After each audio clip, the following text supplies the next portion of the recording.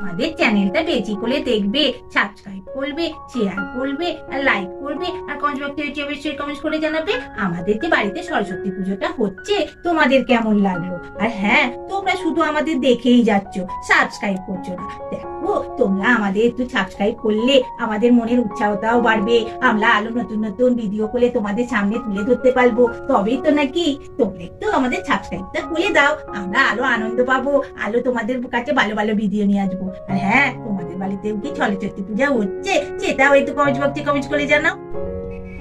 বলি হ্যাঁ রে বড়নাথ গো, সব জোগাড় হয়ে গেছে তো? সত্যি শ্যামলিটা এখনো পাত্তা নেই।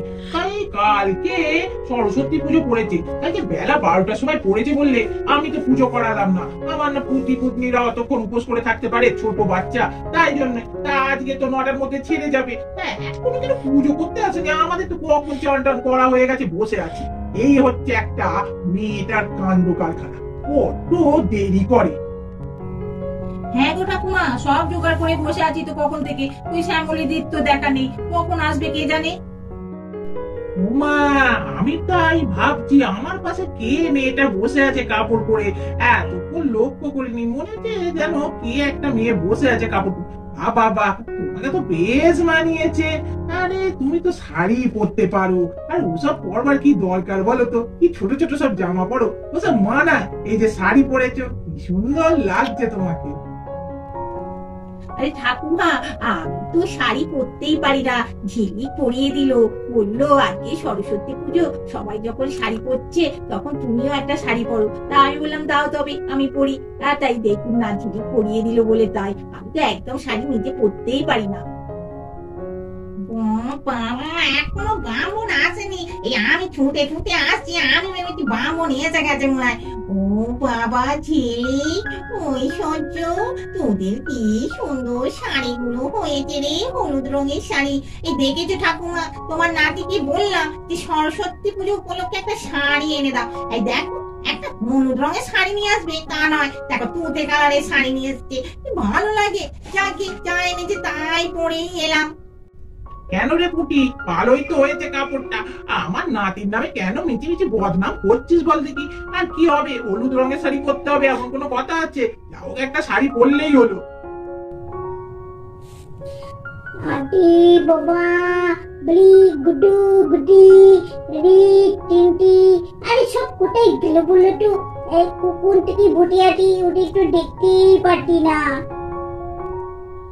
আরে আমরাও তো দেখতে পাচ্ছি না রে তোদের ওই রিক, গুড্ডু, গুড্ডি, রিঙ্কি, এ কোথায় গেল বলতো? আমরা তো ভাবলাম তোরা জানিস, ওরা তোদের সঙ্গেও নেই, কোথায় গেল? দাদা বল, ছাদলাই তো ভালোই দেওয়া হবে। আমরা যে এই এত সুন্দর কতগুলি ঠাকুর তৈরি করলাম, সবাই দেখে অবাক হয়ে যাবে, কি বল? ঠিকই বলেছিস, আমরা যে এই ঠাকুরটা তৈরি করতে পারবো সেটাই ওরা অবাক হয়ে দেখবে।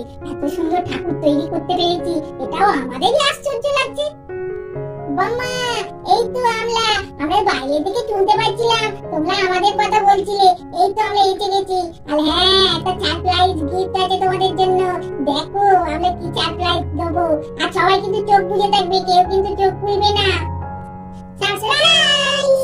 এই দেখো বাম্মা, কেমন আমরা তার ভাই বোনের ঠাকুরটা তৈরি করেছি, সরস্বতী ঠাকুরটা। কেমন হয়েছে বলো তো? তোমরা তো একটা ঠাকুর এনেছো, তার সঙ্গে এই ঠাকুরটাও পুজো হবে, আমাদের হাতের তৈরি। বাবা, খুব সুন্দর হয়েছে রিক বাবু তোমাদের ঠাকুরটা। তোমরা যে 4 ভাই বোনে তৈরি করেছো, এটা খুব সুন্দর হয়েছে।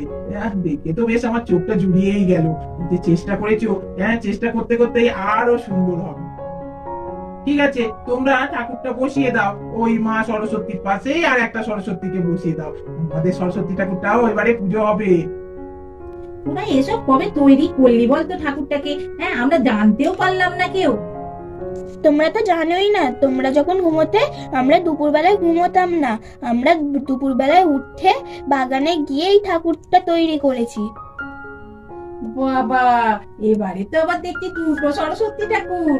বাহ, ওই যে ছোট মতো ঠাকুরটা আবার কেন গো ঠাকুমা এবারে নিয়ে এলে? বেশ তো বড় ঠাকুরটা নিয়ে এসেছো, আর ওই ছোট ঠাকুরটা পছন্দ হয়েছে বলেই নিয়ে এলে নাকি? না গো শ্যামলি দি, এটা তোমার ভাইপো ভাইজিরা তৈরি করেছে এবারে এই ছোট ঠাকুরটা, তাই জন্যই তো আমাদেরই সারপ্রাইজ ছিল। তো আমরাই জানতাম না এই ঠাকুরটা এত সুন্দর তৈরি করেছে। দেখো না, খুব সুন্দর হয়েছে না ঠাকুরটা?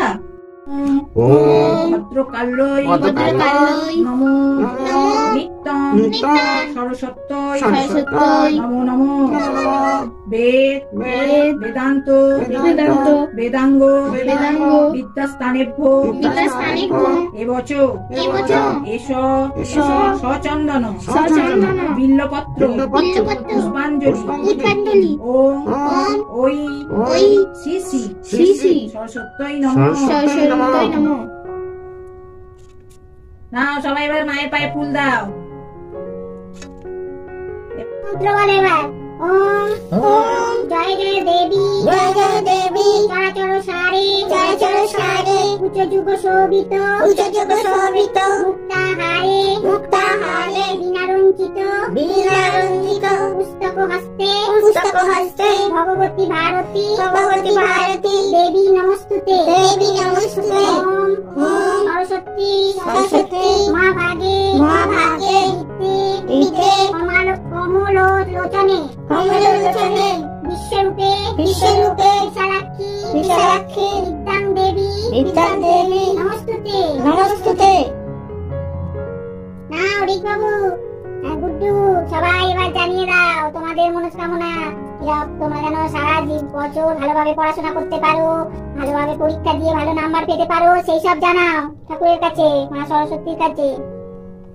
আমাদের ভিডিওটা এখানেই শেষ করছি। আমাদের চ্যানেলটা বেশি করে দেখবে, সাবস্ক্রাইব করবে, শেয়ার করবে, লাইক করবে, আর কমেন্ট করে জানাবে এই যে আমাদের বাড়িতে সরস্বতী পুজো হলো তোমাদের কেমন লাগলো। আর হ্যাঁ,